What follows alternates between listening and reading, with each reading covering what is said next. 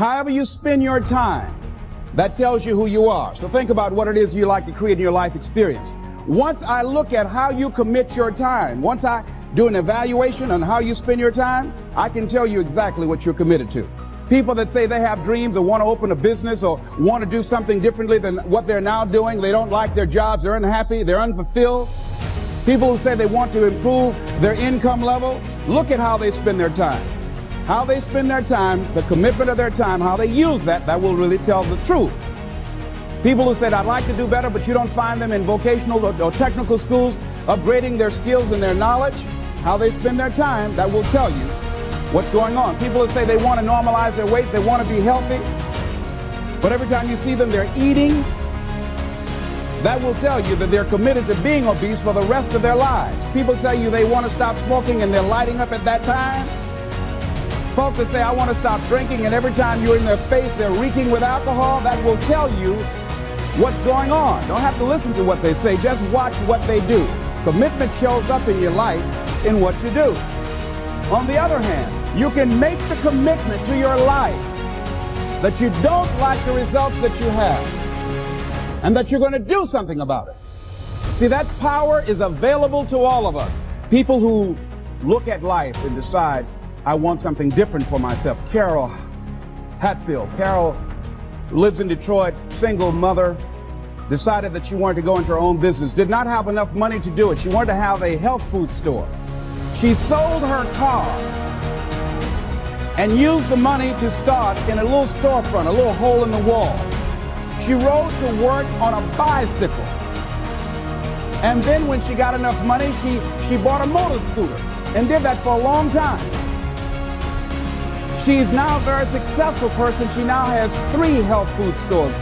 She said it was hard, it's a struggle, Les. She said, but I did it. She said, I made the commitment to do it, and I did it. Why is it that people are frightened by commitment? Because when you say the word commitment, that intimidates a lot of people. Why? Because it means you have to deliver. See, most people, you ask them, hey, look here, I'd like for you to do this. And they'll say, I'll try. I'll try means that is my escape clause. When I don't come through, it's really a polite no. I don't have the courage to tell you no, so I'll tell you I'll try. Hey, look here, I need you to come to this meeting. I'll try. I say, what do you mean? You're going to lean toward the meeting? Try and sit down. You either do or you don't. Try and take this pencil out of my hand. You either do or you don't. There's no such thing as try. So most people like to use that language. They don't want to commit themselves because commitment means, among many things, no excuse is acceptable. That's what it means. No excuse. That if you decided that you're going to do this, if it becomes hard, then do it hard. If it's difficult, so what? If it's inconvenient, so what? See, a lot of people made a commitment to come here tonight, but they looked outside and said, it's raining. The temperature dropped. It's cold outside. And they decide to give up on their commitment. And that's how people do about their dreams. They don't honor their commitment to themselves. Let me tell you what happens when you don't keep your commitment. Number one, it begins to deplete your self-esteem and it erodes your self-image.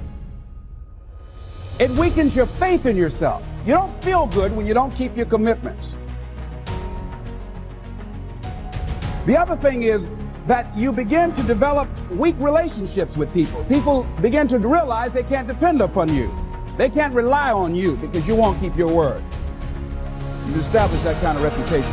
Just think, what would your life be like if you decided to keep your commitments?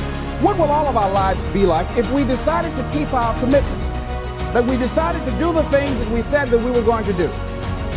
That we wouldn't even speak it unless we were going to do it. If we decided just for a week, just see what your life can be like. Just let's do it for a commitment to make it a 7-day commitment that I won't say I will do anything unless I'm going to do it. And find out what your life will be like. Let me tell you what, if you follow it through, if you keep your commitment to the commitment, at the end of the 7 days, you'll feel strong and powerful. Because by honoring your commitment, each time that you do, that empowers you. whatever discipline that is required, whatever it is that you must do. So I'm suggesting, number one, commit yourself to live in the present. I saw the movie, The Dead Poets Society, Robin Williams, and they had a line in there, seize the moment. Many of us are not able to move forward and develop and manifest our greatness because we spend so much time looking back or worrying about the future. Seize the moment. See, you cannot go into the future and manifest your greatness when you have various things in your life that's blocking you. Let's look at how we can begin to keep our commitments. Remembering what Dr. Robert Anthony said about results. When you keep your commitments, you're able to produce some different kinds of results in your life. So how can we keep our commitments? And do we keep all commitments? No, we don't. You will not be at 100%.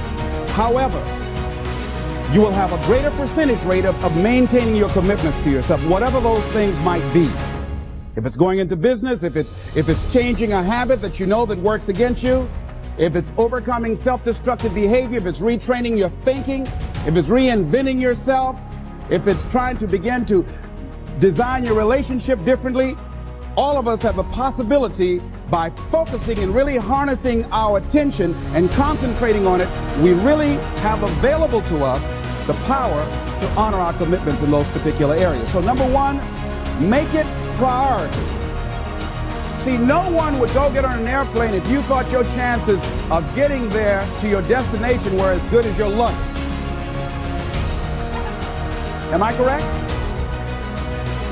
See, and I say the reason that you will reach your destination more times than your luggage will is because the airline, and I'm glad that they do, has made it a priority to move the human beings from one point to the other safely. Not send you off to Boston or someplace with your luggage. So I'm not really upset when my luggage doesn't show up. I'm glad they delivered me, because they've made me a priority. See, they have made delivering you to your destination important. So if you want to honor your commitment, whatever you decide that you're going to do, make sure you make it important. Make sure it is priority. Keep it before you. The other thing is, whatever that you want to do, whatever you want to begin to create and beginning to manifest your greatness and strengthening your level of commitment, and it's really exercising your will. Find something that you want to do on your goal, one action step, but make sure it stretches you, that it challenges you, but it's doable, that you can do it. This year I decided that I was going to exercise. So I started out doing just 10 setups and 10 push-ups. I know I can do that and not get upset about it. I can do that without thinking. So I started out small. Now I'm up to 50, but if I try to do 50 starting out, I wouldn't still be doing it. So I started doing it in manageable segments. Do that, and that strengthens your will. So my commitment now is strengthened and fortified by the activity of actually doing it. So now I can expand and build from there. When I decided to begin to manage my money differently, and I started saving 5% of my money, then I increased it to 10%.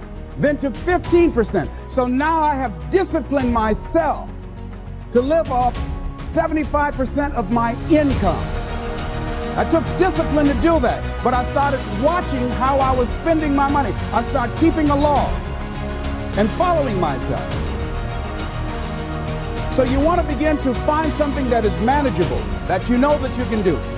The next thing in beginning to keep your commitments to yourself, have some friends that will hold you accountable, that won't let you off the hook, that won't tolerate anything less than the best from you. People that will support you in this new way of being, in this new state of consciousness. The other thing is important is have a contingency plan. See, many times when you make a commitment to do something, there are some other variables that will happen that you can't control or you perhaps did not think about. So you want to have some other plans going on. You want to become creative. See, most people don't keep their commitments because when something goes wrong, they just stop. They don't have a contingency plan.